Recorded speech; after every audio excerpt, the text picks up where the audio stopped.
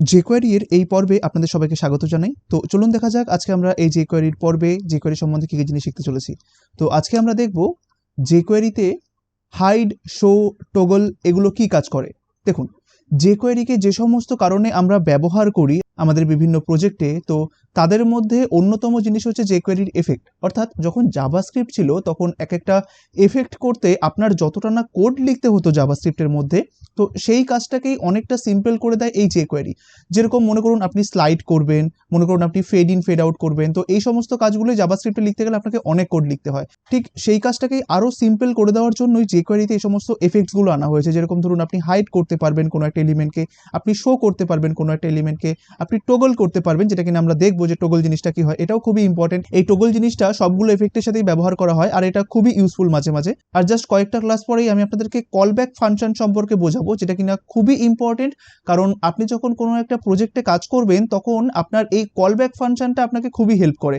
কারণ আপনি চান যে হাইড হওয়ার সাথে সাথে এই কাজটা হোক বা শো হওয়ার সাথে সাথে এই কাজটা হোক, তাই কলব্যাক কি হয় বা কলব্যাক কিভাবে কাজ করে, তো সেটা jQuery নিয়ে যারা কাজ করবেন তাদের জানা খুবই ইম্পর্টেন্ট। তো চলুন আজকে আমরা দেখবো যে এই হাইড, শো আর টগল আপনার jQueryতে কি কাজ করে। আর আজকের এই ক্লাসটিতে যারা নতুন রয়েছেন তাদের জন্য জাস্ট ছোট্ট টিপস, কারণ অনেকেই আছেন যারা হয়তো HTML বা CSS জানেন না এবং সেটিকে শুরু থেকে শিখতে চান। কারণ jQuery শেখার জন্য আপনাকে সর্বপ্রথম HTML আর CSS এর ধারণা থাকাটা খুবই প্রয়োজন। তাই আপনি যদি চান যে HTML আর CSS শিখবেন বা আপনি যদি চান যে ফুল ওয়েব ডিজাইন বা ডেভেলপমেন্ট শিখবেন, তাহলে আমি আপনাদেরকে সাজেস্ট করব যে আপনারা কাইন্ডলি এই চ্যানেলটিতে ভিজিট করবেন। ইউটিউবে এসে ওয়েবগ্রাউন্ড, এটি আমারই একটি চ্যানেল। এখানে আমি HTML, CSS বা ধরুন ওয়েব ডিজাইন বা ডেভেলপমেন্ট একবারে বেসিক থেকে অ্যাডভান্স লেভেল পর্যন্ত শেখাচ্ছি। আর এটি একটি অনগোয়িং কোর্স, মানে প্রতিনিয়ত এখানে ক্লাস দেওয়া হয়। তাই দেখুন, আপনি যখন এই প্লেলিস্ট অপশনটাতে আসবেন, এই চ্যানেলের মধ্যে প্রবেশ করবেন, প্লেলিস্ট অপশনে আসবেন, এখানে নিচে দেখতে পারবেন। যদি আপনি শুরু থেকে স্টেপ বাই স্টেপ শিখতে চান তাহলে আমি আপনাকে সাজেস্ট করব যে এই প্লেলিস্টটা আপনি ফলো করতে পারেন। দেখুন এখানে লেখা আছে web design and development full course বা ফুল ফ্রি কোর্স 2021। আপনি যদি চান যে পার্টিকুলারলি আপনি HTML শিখবেন তাহলে আপনি এই কোর্সটা ফলো করতে পারেন। যদি আপনি চান যে শুধুমাত্র CSS শিখবেন তাহলে এটা আপনি ফলো করতে পারেন। আর আপনি যদি বিগিনার্স হয়ে থাকেন আর যদি VS কোড কিভাবে ইনস্টল করতে হয় সেটা যদি দেখতে চান তাহলে আপনি এটা জাস্ট দেখতে পারেন, কোনো সমস্যা নেই।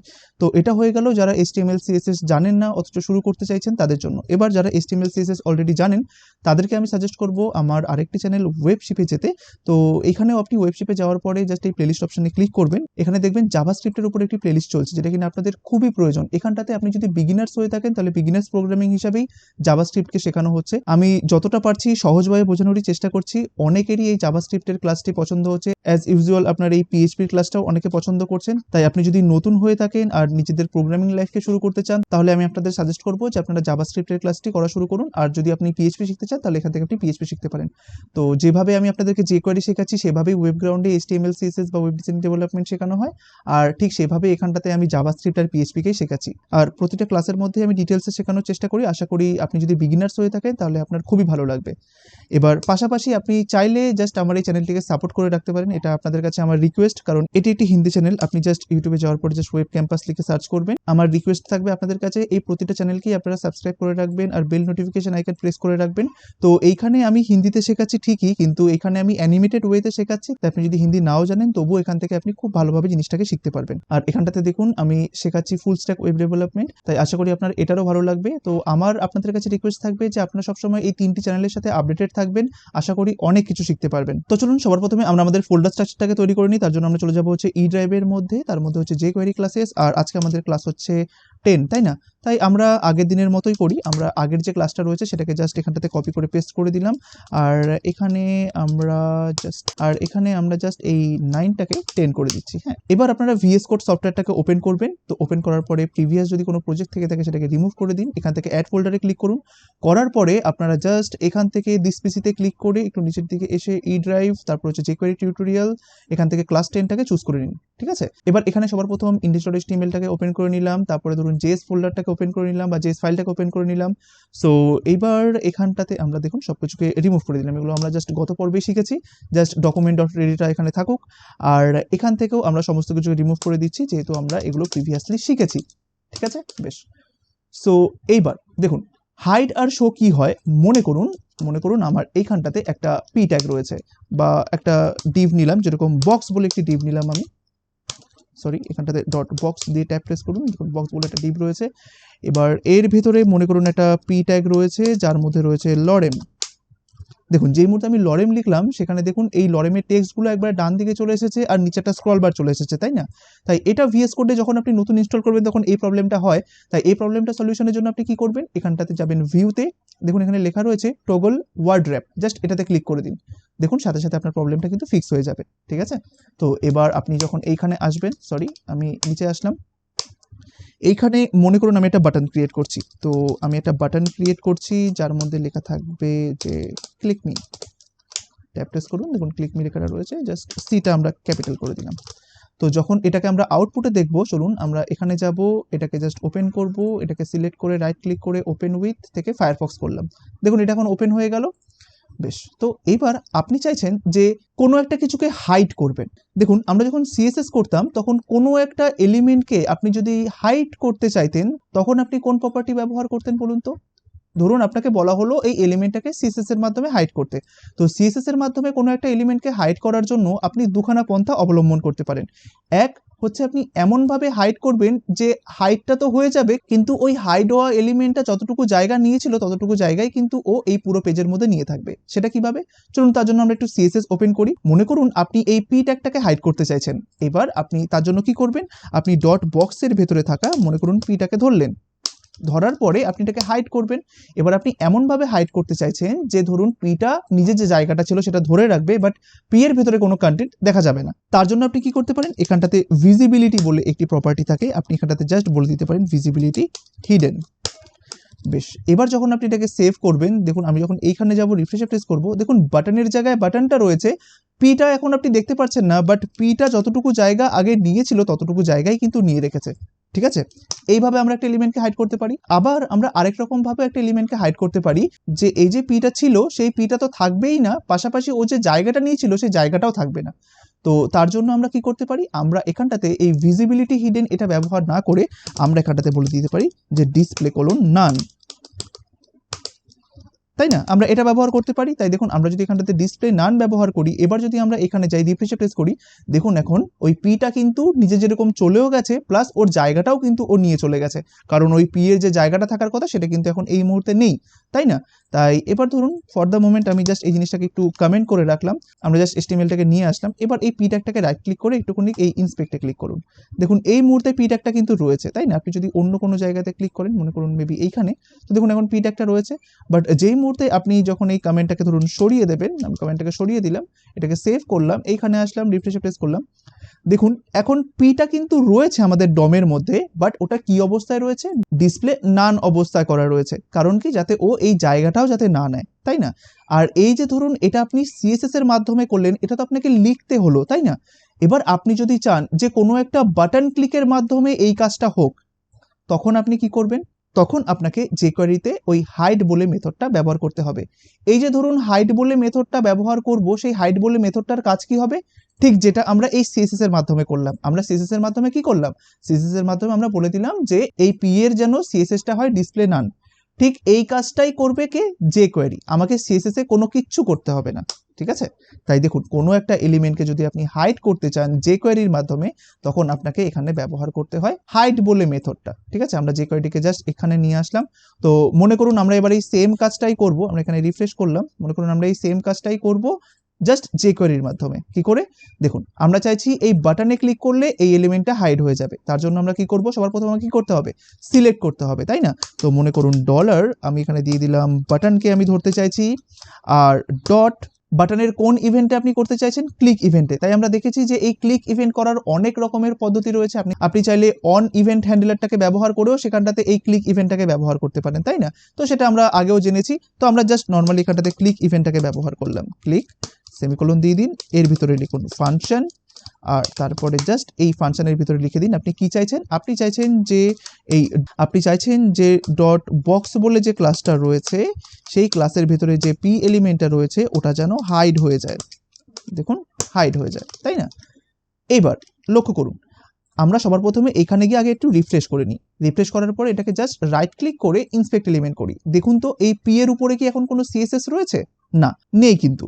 এইবার যেই মুহূর্তে আপনি এই বাটনে বা এই ক্লিক মিতে ক্লিক করবেন, দেখবেন এই পি ট্যাগের মধ্যে একটা ইনলাইন সিএসএস পড়ে গেছে, যেটার মধ্যে লেখা থাকবে ডিসপ্লে কোলন নান। আর এই যে কাজটা, এই যে ডিসপ্লে কোলন নান, এই যে পি এর মধ্যে পড়ে যাচ্ছে, এটা কে করছে? এইটা করছে হচ্ছে jQuery। আর এখানে jQueryর একটা খুব সুন্দর জিনিস দেখুন, কেন এই ফায়ারফক্স ব্রাউজারটাকে আমরা ইউজ করে এতটা বেশি কমফর্ট ফিল করি। দেখুন, আপনি এই মুহূর্তে বাটনের মধ্যে একটা ইভেন্ট দিলেন, তাই না, যেটা আপনার jQueryতে লেখা রয়েছে। তো দেখুন, সাথে সাথে ও আপনাকে এইখানে দেখিয়ে দিচ্ছে যে এই বাটনের মধ্যে একটা ইভেন্ট দেওয়া রয়েছে। এবার সেটা কি ইভেন্ট, সেটা আপনি কি করে বুঝবেন? জাস্ট এই বাটনের উপর একটা ক্লিক করুন। দেখুন, সাথে সাথে ও বলে দিচ্ছে যে এই বাটনের যে ক্লিক ইভেন্টটা, সেটা jQueryতে লেখা রয়েছে, সেটা হচ্ছে দেখুন এত নাম্বার লাইনে। দেখেছেন? এটা খুবই ইন্টারেস্টিং। এই জিনিসটাকে নিয়ে আমরা পরবর্তীকালে দেখবো যে ফায়ারফক্সের ডেভেলপমেন্ট টুল আপনাকে jQueryতে কতটা হেল্প করে। এটা নিয়ে আমরা পরে ডিসকাস করব। বাট ফর দ্য মোমেন্ট আমরা এইটুকুনি জানি যে যখনই আমরা ক্লিক করব, তখন ও পি এর উপরে এমন কি কাজ করে যার জন্য পিটা হাইড হয়ে যায়। চলুন দেখা যাক। দেখুন, আমরা এখন এই মুহূর্তে দেখুন এখানে সবকিছু সেভ করেছি কিনা। দেখুন, হ্যাঁ, সবকিছু আমরা সেভ করেছি। তাই আমরা এখানে যাবো, একবার রিফ্রেশ প্রেস করে নিই। দেখুন, এবার আমরা জাস্ট এই ক্লিক বাটনে একবার ক্লিক করুন। দেখুন, এই যে পি বলে এলিমেন্টটা রয়েছে, এটার মধ্যে এখন কি পড়ে গেছে দেখেছেন? একটা ইনলাইন স্টাইল পড়ে গেছে, যার মধ্যে কি লেখা রয়েছে? ডিসপ্লে নান। আর দেখুন, সাথে সাথে ও কিন্তু এখান থেকে পিটাকে সরিয়েও ফেলেছে। ইভেন ওর জায়গাটাও কিন্তু ও রাখেনি, তাই না? তাই এটাই হচ্ছে আপনার হাইডের কাজ। ঠিক আছে, jQueryতে আমরা হাইড ব্যবহার করি। এই হাইড মানে কিছুই না, আমরা যার উপরে হাইডটাকে অ্যাপ্লাই করছি তার ডিসপ্লে প্রপার্টিটা নান হয়ে যাওয়া, যেটা আমরা আগে সিএসএস এর মাধ্যমে করতাম। ঠিক আছে, সেটাই আমরা এখন jQueryর মাধ্যমে কোন একটা ক্লিক ইভেন্টের উপরে আমরা করতে পারছি। এবার এই হাইটটা তো জাস্ট ডিসপ্লে নান হয়ে যাচ্ছে। আপনি যদি চান এই হাইটটা একটু অ্যানিমেটেড ওয়েতে হোক, তখন আপনি এখানে কি দিতে পারেন? এখানে আপনি অনেকগুলো কিওয়ার্ডও দিতে পারেন, আবার এখানে আপনি মিলি সেকেন্ডও দিতে পারেন। কিওয়ার্ড মানে কোনগুলো? আপনি সিঙ্গেল কোটেশন বা ডাবল কোটেশনের মধ্যে আপনি লিখে দিন ফাস্ট। তো যখন এই হাইটটা হবে তখন খুব ফাস্ট ওয়েতে হবে। ঠিক আছে, যেরকম দেখুন এখন যে হাইটটা হচ্ছিল তখন কিন্তু জাস্ট নিমেষেই হয়ে যাচ্ছিল। আপনি কোনো এফেক্ট বা কোনো একটা স্লো মোশনের মাধ্যমে কিন্তু আপনি বুঝতে পারছিলেন না। বাট যেই মুহূর্তে আপনি ওই হাইটের মধ্যে একটা কিওয়ার্ড দিয়ে দেবেন, যেরকম ফাস্ট বা স্লো, তখন কি হবে? এই হাইটটা তো হবে কিন্তু একটু অ্যানিমেটেড ওয়েতে হবে। তাই দেখুন, আমি এখানে একটা রিফ্রেশ করলাম, ক্লিক করুন। দেখুন, হাইটটা হলো একটু অ্যানিমেটেড ওয়েতে হলো। আর কি অ্যানিমেশন হলো সেটা কিন্তু আপনি বুঝতেও পারলেন না, তাই না? আবার রিফ্রেশ করুন, হাইডে ক্লিক করুন, দেখুন একটা অ্যানিমেশন হলো, খুবই তাড়াতাড়ি হয়ে গেল, তাই না? এইবার ঠিক সেরকম ভাবে আপনি এখানটাতে স্লো দিতে পারেন। এই যে স্লো, এটাকে সেভ করলাম, এখানে আসলাম, রিফ্রেশে প্রেস করুন, জাস্ট ক্লিক মিতে ক্লিক করুন। দেখুন একটু স্লো ভাবে জিনিসটা হাইড হলো। ঠিক আছে, আর এবার আপনি চাইলে এখানটাতে মিলি সেকেন্ডও দিতে পারেন, যেরকম আমি দিলাম 500। সরি, ব্র্যাকেটটা ক্লোজ হয়ে গেল। মিলি সেকেন্ড দেওয়ার জন্য আপনার সিঙ্গেল কোটেশন বা ডাবল কোটেশনের দরকার নেই। জাস্ট এটা যেহেতু মিলি সেকেন্ড একটি নাম্বার, তাই জাস্ট আপনি এখানটাতে সেই নাম্বারটাকে দিয়ে দিন, তাহলেই হবে। সেভ করলাম, রিফ্রেশে প্রেস করলাম, ক্লিক মিতে ক্লিক করুন। দেখুন, যতটা মিলি সেকেন্ড আপনি দিয়েছেন ততটা মিলি সেকেন্ড সময় নিয়ে কিন্তু ও এই হাইটটা হবে। ঠিক আছে, আপনি যদি এখানটাতে দিয়ে দেন যে 2000, মানে 2000 মিলি সেকেন্ড, মানে 2 সেকেন্ড সময় নিয়ে আপনার পুরো কাজটা হবে। রিফ্রেশ প্রেস করুন, ক্লিক করুন, দেখুন এটা হলো, তাই না? তো এইবার দেখুন, এই যে হাইটটা হচ্ছে, এইখানে কিন্তু ডিসপ্লে নানটা হচ্ছে, কিন্তু ডিসপ্লে নানটা হওয়ার আগে ও আরো অনেক সিএসএস গুলো অ্যাপ্লাই করছে এটার উপরে। এটা যদি আমরা দেখতে চাই যে যখন আমরা এখানে ক্লিক করি, ও যে অ্যানিমেটেড ওয়েতে যে হাইটটা করছে সেটা কি ভাবে করছে, তার জন্য আপনি একটা কাজ করুন। আপনি এই হাইডের যে মিলি সেকেন্ডটা রয়েছে এটা আরো বাড়িয়ে দিন। মনে করুন আমি 5000 করে দিলাম, সেভ করুন। এবার এখানে আসার পরে একটা রিফ্রেশে প্রেস করুন। ঠিক এই জায়গাটা লক্ষ্য করবেন, হ্যাঁ, এই পি এর এই জায়গাটা লক্ষ্য করবেন যে কিভাবে ও হাইড হচ্ছে। হাইড হওয়া মানে কিছুই না, এটার মধ্যে কিছু কিছু সিএসএস অ্যাপ্লাই করা, তাই না? তাই দেখুন, যেই মুহূর্তে আমি এখানে ক্লিকে অ্যাপ্লাই করলাম, দেখুন এখানে অনেক কিছু হচ্ছে, দেখতে পাচ্ছেন? হাইটটা কমাচ্ছে, উইথটা কমাচ্ছে, মার্জিন কমাচ্ছে, অপাসিটি কমাচ্ছে, তারপরে গিয়ে ও ডিসপ্লে নান করছে। তাই এই জিনিসটাকে আরো ভালোভাবে বুঝতে গেলে আমরা একটা কাজ করি, এটাকে রিফ্রেশ করি, এই পিটাতে ক্লিক করলাম। তাহলে যেই মুহূর্তে এই পি এর মধ্যে ক্লিক করলাম, এর সিএসএস গুলো আমরা কোথায় দেখতে পারবো? আমরা এইখানে দেখতে পারবো, তাই না? তাই ঠিক এখন এইখানটাতে লক্ষ্য করবেন যে এখানে কি হচ্ছে। তাই দেখুন, যেই মুহূর্তে আমরা ক্লিক করব, দেখুন এখানে দেখুন কত কিছু হচ্ছে। হাইটটা কমছে, দেখুন মার্জিন কমছে, উইথ কমছে, অপাসিটি কমছে। এই কারণেই আপনি অ্যানিমেটেড ওয়েতে সবকিছু দেখতে পাচ্ছেন। এবং সর্বশেষ কি হচ্ছে? ডিসপ্লে নান হচ্ছে। শুরুতেই কিন্তু ডিসপ্লে নান হয়ে যাচ্ছে না, আপনাকে ওই অ্যানিমেশনটা দেখানোর জন্য ও কি কাজ করছে? ও এলিমেন্টার অর্থাৎ ওই পি এর হাইট কমাচ্ছে, উইথ কমাচ্ছে, অপাসিটি কমাচ্ছে, মার্জিন কমাচ্ছে, এগুলো সব আপনার আস্তে আস্তে হচ্ছে। সে কারণে আপনি অ্যানিমেটেড ওয়েতে দেখতে পাচ্ছেন, এবং একবারে লাস্টে ও হুট করে ডিসপ্লে নান করে দিচ্ছে, যাতে আপনার অ্যানিমেশনটাও থাকলো আবার ডিসপ্লে নানও হলো। বুঝতে পারলেন? তাই দেখুন, এখানে কিন্তু এই সেম জিনিসটাই হচ্ছে। আপনি চাইলে এই জিনিসটাকে আরো বিস্তারিতভাবে আরো মিলি সেকেন্ডটাকে বাড়িয়ে আপনি চাইলে দেখতে পারেন। ঠিক আছে, আমি এখানে আর দেখালাম না। এবার দেখুন আমরা যে এখানটাতে এই হাইটটাকে ব্যবহার করলাম না, এই হাইটটা এখানটাতে দুখানা জিনিস নেয়। একটা তো হচ্ছে স্পিড, অর্থাৎ দেখুন হাইটটা একটা ফাংশন, এবার ফাংশন মানেই প্যারামিটার নেয়, যেটা আমরা আগেও দেখেছি। তাই এই প্যারামিটার হিসাবে ও একটা জিনিস নেয় যেটা হচ্ছে স্পিড, যেটা আমরা শিখলাম। আমরা স্পিড দিয়ে কোনগুলো দেখলাম, যেরকম হচ্ছে ফাস্ট, স্লো বা মিলি সেকেন্ড।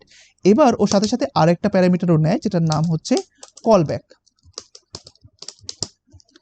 এই কলব্যাকটা হচ্ছে একটা ফাংশন, যেটা কিনা আমি পরে খুবই বিস্তারিতভাবে আলোচনা করব। এই ফাংশনটা কিরকম কাজ করে, যে যখনই আপনার এই হাইডের কাজটা হয়ে যাবে, তারপরে যদি আপনি কোনো একটা কাজ করতে চান, তাহলে আপনি এই কলব্যাক ফাংশনের মাধ্যমে করতে পারেন। এটা খুবই ইউজফুল। আর এই কলব্যাক ফাংশন শুধুমাত্র এমন নয় যে আপনি এই jQuery-তে আপনার নিজস্ব কোডেই ব্যবহার করতে পারেন। এই jQuery দিয়ে তো অনেক প্লাগইন ডেভেলপ করা হয়, যেটা আমরা পরবর্তীকালে নিজেরাও শিখবো কিভাবে প্লাগইন ডেভেলপ করতে হয়। তো সেখানটাতে দেখবো আপনি যখন বিভিন্ন jQuery প্লাগইনগুলো ব্যবহার করেন, তো ওই প্লাগইনের মধ্যেও আপনাকে এরকম কলব্যাক ফাংশন দেওয়া হয়, যাতে ওই প্লাগইনটা যে নির্দিষ্ট একটা কাজ করে, ওই কাজটার পরে যদি আপনি নিজস্ব কোনো কাজ করতে চান, তখন আপনি এই কলব্যাক ফাংশনটাকে ব্যবহার করতে পারেন। তো এটা আমরা পরবর্তীকালে শিখবো। এই jQuery-টা শেখা আমাদের খুবই ইম্পর্টেন্ট, ঠিক এই কারণেই, কারণ দেখুন আপনি যখন কোনো একটা প্রজেক্ট করবেন, কোনো একটা ধরুন ওয়েব পেজ তৈরি করলেন, ওয়েব পেজের মধ্যে কিন্তু আপনাকে jQuery-র বিভিন্ন রকমের প্লাগইন ব্যবহার করতেই হয়, তাই না? কোনো একটা স্লাইডার ব্যবহার করলেন বা কোনো ক্যারোজেল ব্যবহার করলেন। এবার এমনও প্রয়োজন আপনার হবে যখন আপনি রিয়েল লাইফ কোনো প্রজেক্টে কাজ করবেন, যে ওই স্লাইডারের মধ্যে বা ওই ক্যারোজেল বলে প্লাগইনের মধ্যে আপনাকে jQuery-তে লিখতে হচ্ছে, কারণ আপনাকে এমন একটা টাস্ক মাঝে মাঝে আপনার কাছে চলে আসবে যেখানটাতে আপনাকে কাস্টমলি jQuery লিখতে হচ্ছে ওই স্লাইডার বলে প্লাগইনটার মধ্যে বা ওই ক্যারোজেল বলে প্লাগইনটার মধ্যে। তাই সেই কারণে কিন্তু আপনার jQuery জানা খুবই ইম্পর্টেন্ট, যে jQuery-র এক একটা পার্ট, এক একটা ছোট ছোট জিনিস কিভাবে কাজ করে সেটা আপনার জানা কিন্তু খুবই প্রয়োজন। তাই কখনো jQuery-কে আন্ডার এস্টিমেট করবেন না, যে jQuery-টা এখন জাস্ট অবসলিউট হয়ে গেছে বা jQuery পরবর্তীকালে আমার কাজে লাগবে না। না, ওরকমটা নয়। jQuery আপনার সব সময় কাজে লাগবে, কারণ এই সমস্ত প্লাগইনগুলো কিন্তু সব সময় ইউজ করা হয়েছে আর এখনো পর্যন্ত হয়। ঠিক আছে? তাই দেখুন ফর দ্য মোমেন্ট আমরা এই হাইডের স্পিড সম্বন্ধেই আপাতত জানলাম, কলব্যাকটা সম্বন্ধে আমরা পরে জানবো। যে স্পিড আমরা মিলি সেকেন্ডও দিতে পারি, আমরা চাইলে কিওয়ার্ডও দিতে পারি, যেরকম ফাস্ট, স্লো, এগুলো। কেমন? তাই আশা করি আপনারা jQuery-র হাইট সম্বন্ধে জানলেন। এইবার আমরা যে একটা এলিমেন্টকে হাইড করলাম, আমরা ঠিক সেরকম ভাবে কোনো একটা এলিমেন্টকে শো করতে পারি। যেরকম দেখুন আপনি এখানে কি করলেন, আপনি এখানটাতে জাস্ট কোনো একটা এলিমেন্টকে ধরুন হাইড করে রাখলেন, তাই না? আমরা অ্যানিমেটেড ওয়েটটাকে জাস্ট বাদ দিচ্ছি, মনে করুন এখানটাতে আমি করলাম যে হাইড ফর দ্য মোমেন্ট, এতটা সিম্পলি আমি রাখলাম, কারণ আমরা জিনিসটাকে জাস্ট বুঝলেই হলো, তাই না? আমরা এটাকে এখানে গেলাম, রিফ্রেশে প্রেস করলাম। তাই দেখুন যেই মুহূর্তে আমি এই ক্লিক মিতে ক্লিক করলাম, জাস্ট এই পি ট্যাগের মধ্যে কিন্তু ডিসপ্লে নান পড়ে গেল, বা বলতে পারেন পিটা হাইড হয়ে গেল, তাই না? এইবার মাঝে মাঝে আপনার এমনও সময় আসবে যে আপনি কোনো হাইড হওয়া এলিমেন্টকে শো করতে চাইছেন এরকম একটা বাটন ক্লিকের মাধ্যমে। তো তখন আপনার কোন জিনিসটা হেল্প করবে? ঠিক এই শো বলে একটা মেথড আছে jQuery-তে, সেইটা। তো মনে করুন আপনি এই ক্লিক ইভেন্টের মাধ্যমে কোনো একটা পিকে হাইড করেছেন, ঠিক আছে? তো আমি জিনিসটাকে আরো সিম্পল করার জন্য আমি এখানে একটা কাজ করি। এখানে মনে করুন আমার দুটো বাটন রয়েছে, এখানে ক্লিক মি, আর এখানটাতে মনে করুন আমি আরেকটা বাটন তৈরি করলাম, বাটন, আর এখানটাতে মনে করুন লিখে দিলাম যে শো মি, এই বলে একটা বাটন তৈরি করলাম। এবার দেখুন আমি যদি jQuery-তে যখন আসলাম, তখন আমি কিন্তু বাটনকে ধরেছি।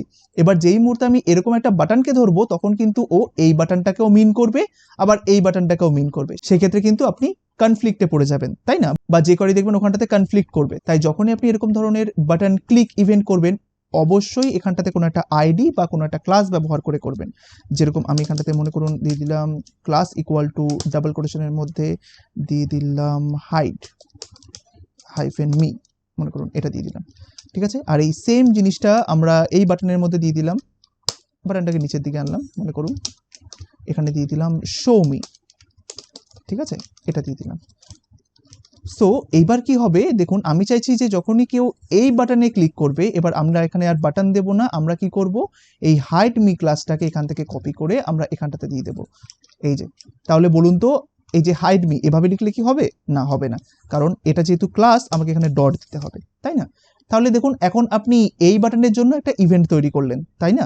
এবার আপনি যদি চান যে এই বাটনের জন্য একটা ইভেন্ট তৈরি করবেন, তাহলে কি করতে হবে? আপনাকে এই সেম জিনিসটা আবার করতে হবে। এই যে জাস্ট এখানটাতে হাইড মির জায়গায় আপনার কি লেখা থাকবে? ঠিক শো মি লেখা থাকবে। আমি এখান থেকে এটাকে কপি করলাম, আমি এইখানে আসলাম, এইখানে গেলাম, পেস্ট করে দিলাম। দেখুন এখন শো মি লেখা রয়েছে। তাহলে শো মি ডট ক্লিক। তখন আপনি কি করতে চাইছেন? দেখুন শো হচ্ছে ঠিক হাইডের উল্টোটা, অর্থাৎ আপনি এই বাটনটাতে ক্লিক করে আপনি কি করেছেন, এই পি ট্যাগটাকে হাইড করে রেখেছেন। আর শো কি করে, হাইড হওয়া এলিমেন্টগুলোকে ও জাস্ট আপনার কাছে শো করে দেয়। তাই বলতে পারেন যেটা ডিসপ্লে নান করা ছিল সেটাকে ও শো করে দেয়। এবার সেটা কিভাবে সেটাও আমরা বিস্তারিতভাবে বলবো। তো দেখুন আমি এখানটাতে জাস্ট শো লিখে রাখলাম। এবার ফর দ্য মোমেন্ট আমি মনে করুন এটাকে আমি কমেন্ট করে রাখলাম, ঠিক আছে, ফর দ্য মোমেন্ট আমি কমেন্ট করে রাখলাম। আমি এইখানটাতে গেলাম, রিফ্রেশে প্রেস করলাম। হ্যাঁ, আমি পুরো জিনিসটাকে জাস্ট ভেঙে ভেঙে দেখাই। দেখুন এই মুহূর্তে যদি আমি এই ক্লিকমিতে ক্লিক করি তাহলে কি হবে, পি এর মধ্যে ডিসপ্লে নান পড়ে যাবে, তাই না? দেখুন পি এর মধ্যে ডিসপ্লে নান পড়ে গেছে। এই যে এইবার আপনি যদি এই ডিসপ্লে নানটাকে এই স্টাইলের থেকে যদি এভাবে সরিয়ে দেন, জাস্ট একটা বাইরে ক্লিক করুন তো, দেখুন এটা শো হয়ে গেল, তাই না? তাই এই স্টাইল এলিমেন্ট যদি ফাঁকা থাকে, যদি স্টাইল এলিমেন্টের ভিতরে ডিসপ্লে না থাকে, তাহলেই তো পিটা শো হয়ে যাবে, তাই না? তাই ঠিক এই কাজটাই করে, যেটা আপনি এখন ম্যানুয়ালি করলেন, এই কাজটাই করে হচ্ছে শো বলে ফাংশনটা। যখন আপনি হাইড বলে ফাংশনটা কল করেন তখন কি করে, ও পার্টিকুলারলি কোনো একটা এলিমেন্টের মধ্যে ডিসপ্লে নানটাকে দিয়ে দেয়। আর শো বলে ফাংশনটা কি করে, যার মধ্যে ডিসপ্লে নানটা দেওয়া রয়েছে আপনি যখন তাকে চিহ্নিত করবেন তখন ও ওই এলিমেন্টটার থেকে ডিসপ্লে নান বলে যে প্রপার্টি বা প্রপার্টি ভ্যালুটা রয়েছে সেটাকে সরিয়ে দেয়, বা যে সিএসএসটা রয়েছে সেটাকে ঠিক ও সরিয়ে দেয়। ও এই কাজটা করে। দেখুন আমরা যখন করব তখন ভালোভাবে বুঝতে পারবো। চলুন আমরা এটাকে রিফ্রেশ করলাম। এবার জাস্ট এখান থেকে আমরা কমেন্টটাকে ধরুন রিমুভ করে দিলাম, কমেন্টটাকে রিমুভ করে দিলাম। এবার দেখুন এই হাইড আর শো এর কাজটা আপনাদের কাছে আরো বেশি করে পরিষ্কার হয়ে যাবে। দেখুন আমরা এখানে গেলাম, রিফ্রেশে প্রেস করলাম, জাস্ট পি এর দিকে লক্ষ্য রাখবেন। হ্যাঁ, দেখুন যেই মুহূর্তে আমি ক্লিকমিতে ক্লিক করছি, দেখুন পি এর মধ্যে কি পড়ে যাচ্ছে, স্টাইল ইকুয়াল টু ডাবল কোটেশনের মধ্যে ডিসপ্লে নান, তাই না? সেই কারণে পিটা রিমুভ হয়ে গেল। এবার যেই মুহূর্তে আপনি শো মিতে ক্লিক করবেন তখনও কি করবে, দেখুন শো মিতে ক্লিক করুন, দেখুন ওই পি এর মধ্যে যে স্টাইল অ্যাট্রিবিউট ছিল তার মধ্যে যে ভ্যালুটা ছিল ও সেটাকে রিমুভ করে দিল। এবার যেহেতু স্টাইল অ্যাট্রিবিউটের মধ্যে এখন কোনো কিছু নেই, সেই কারণে কি হবে, পিটাকে সাথে সাথে ও দেখিয়ে দিল। বুঝতে পেরেছেন? ও এখন সেই কাজটা করছে। তো এইটাই হচ্ছে হাইড আর শো এর কাজ। দেখুন শো আপনি তাকেই করবেন যে কিনা হাইড অবস্থায় রয়েছে, তখনই কিন্তু শো কাজ করবে। এমনটা নয় যে অলরেডি একটা এলিমেন্ট শো অবস্থায় রয়েছে আপনি তার উপর আবার শো অ্যাপ্লাই করছেন, তখন কিন্তু কোনো কিছু কাজ করবে না। তাই দেখুন আমি যদি এখন এটাকে এভাবে রেখে দিই, মনে করেন আমি এখানটাতে গেলাম, রিফ্রেশে প্রেস করলাম, বা এটাকে যদি থাকেও কোনো সমস্যা নেই, মনে করুন এটা এভাবেই থাকলো, তো আমি এখানে গেলাম, রিফ্রেশে প্রেস করলাম, তো দেখুন এলিমেন্টটা অলরেডি আপনার কাছে শোন অবস্থায় রয়েছে। তো এই অবস্থায় যদি আপনি এখন আবার শোমিতে ক্লিক করেন তাহলে কি কাজ করবে না? কাজ করবে না। ওকে কি বলা হয়েছে, ওকে বলা হয়েছে যে যখনই কেউ শোমিতে ক্লিক করবে তখন বক্সের ভিতরে থাকা পি এলিমেন্টটাকে তুমি শো করে দাও। এবার ওখানে কন্ডিশন রয়েছে, তুমি কখন শো করবে, যদি পি এলিমেন্টটা হাইড থাকে, অর্থাৎ এই বক্সের ভিতরে যে পি রয়েছে সেটা যদি হিডেন অবস্থায় থাকে বা ডিসপ্লে নান অবস্থায় থাকে তাহলে কিন্তু এই শো মেথডটা কাজ করবে। এবার অলরেডি ও শোন অবস্থায় রয়েছে, আপনি বারবার করে শোমিতে ক্লিক করছেন, তাহলে কেউ কাজ করবে না? কাজ করবে না। তাই দেখুন আপনি যদি চান যে এটা কাজ করুক তার জন্য আপনাকে ওটাকে হাইড করতে হবে, তাই না? আমরা এটাকে সেভ করলাম, এখানে গেলাম, রিফ্রেশে প্রেস করলাম, দেখুন ক্লিকমি করছি, এটা হাইড হচ্ছে, শোমি করছি, ওটা শো হচ্ছে। এবার যেরকম ভাবে আপনি হাইডটা শিখলেন, যেখানটাতে আপনি অনেকগুলো কিওয়ার্ড দিতে পারেন যেরকম ফাস্ট, স্লো বা মিলি সেকেন্ড, ঠিক সেরকম ভাবে আপনি শো এর মধ্যেও কিন্তু তাই দিতে পারেন। যেরকম আপনি চাইলে এখানটাতে দিয়ে দিতে পারেন ফাস্ট, দেখুন সেভ করলাম, এইখানে গেলাম, রিফ্রেশে প্রেস করলাম, ক্লিকমিতে ক্লিক করে ওটাকে হাইড করলাম, শোমিতে ক্লিক করছি, দেখুন শো হচ্ছে একটু অ্যানিমেটেড ওয়েতে, তাই না? এটা অ্যাজ ইট ইজ আগের মতো, আমি আর কোনো কিছু বললাম না। এখানটাতে আপনি চাইলে মিলি সেকেন্ডও দিতে পারেন, পুরোপুরিভাবে আগের মতো, ঠিক আছে?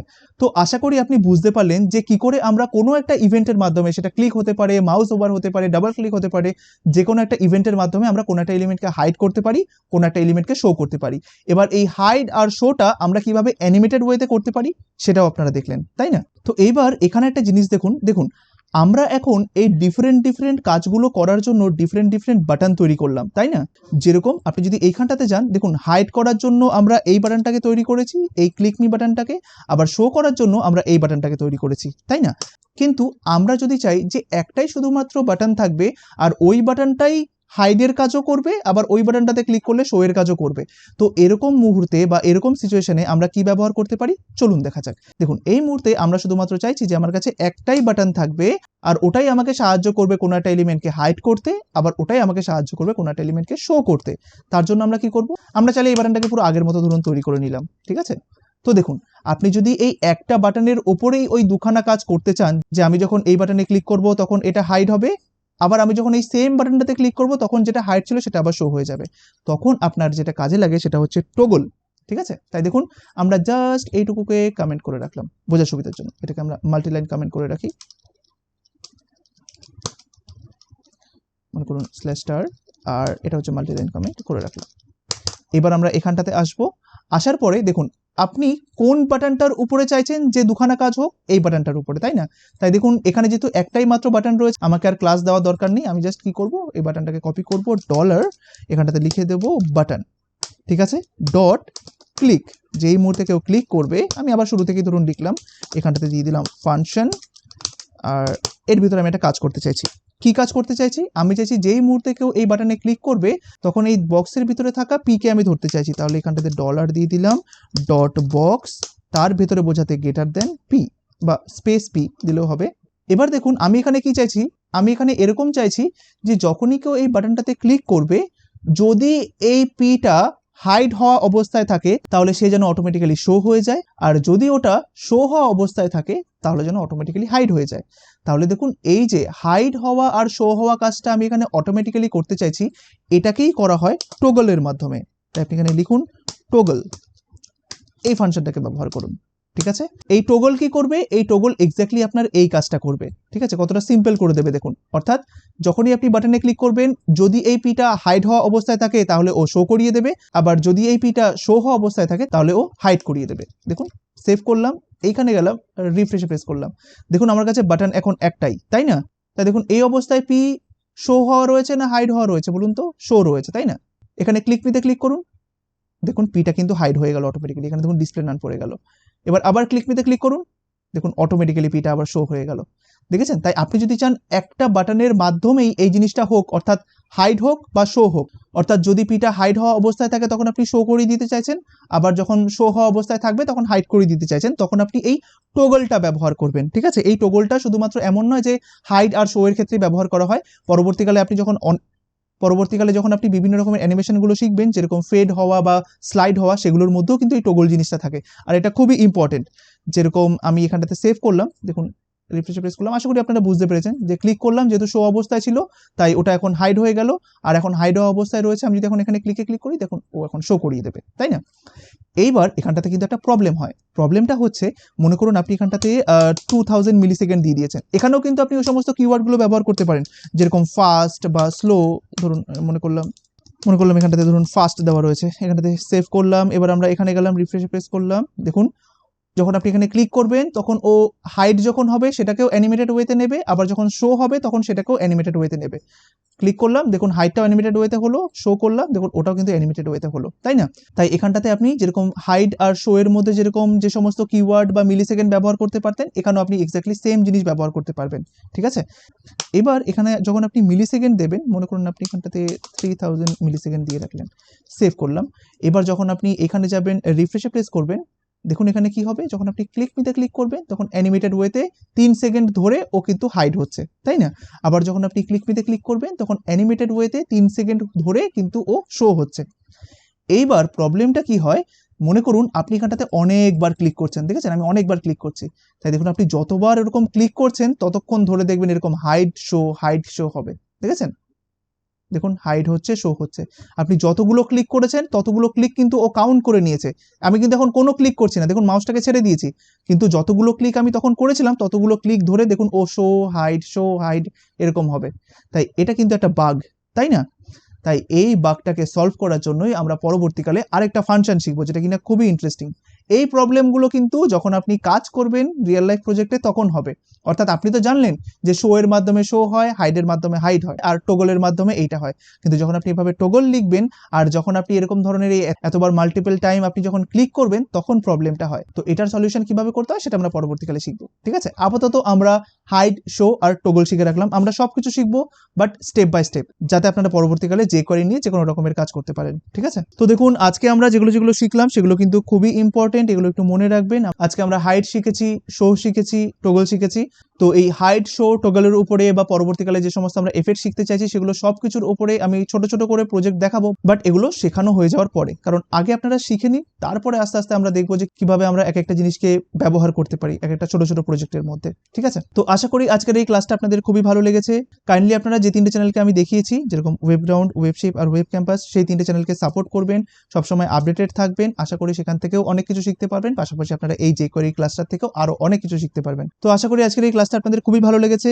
ভালো থাকবেন, ধন্যবাদ।